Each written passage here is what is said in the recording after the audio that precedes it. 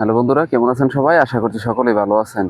আজকে আমি একটা ব্যতিক্রমী ভিডিও নিয়ে আসছি। সেটা হচ্ছে আমরা ব্যবসা বাণিজ্য, অনেকে প্রবাসী কিংবা দেশে চাকরিজীবী, তারা আমরা চাই যে আমাদের একটু বাড়ি বানানোর জন্য কিংবা একটু জমি কিনবো, আর একটা জমি নষ্ট না করে আমার পাশাপাশি একটা জমি আছে, বাড়ির পাশাপাশি এই জমিটা আমি কিনবো, সেই চিন্তা করে আমাদের অনেকেরই লোনের প্রয়োজন হয়।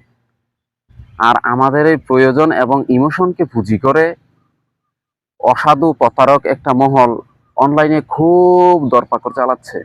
সেটা হচ্ছে মানুষকে প্রতারণার ফাঁদে ফেলছে। আপনাকে খুব সহজ শর্তে লোন দিবে, পার্সোনাল লোন, এসএমই লোন, এ লোন ও লোন বলে তারা আপনাকে ফাঁদে ফেলছে। ফেলার পর আমরা কি করি, আমাদের যেহেতু প্রয়োজন আমরা খুব দ্রুত লোনটা তুলতে যাই।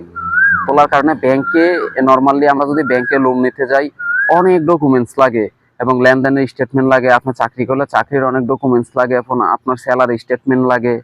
ব্যবসায়ীর ক্ষেত্রে কারেন্ট অ্যাকাউন্টে ভালো একটা অ্যামাউন্ট থাকতে হয় এবং ভালো একটা লেনদেন লাগে।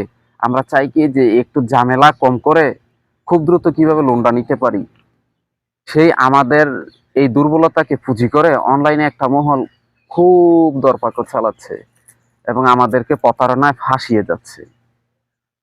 এমনই এক বাস্তব ঘটনার সম্মুখীন একজনের কাছ থেকে শোনা।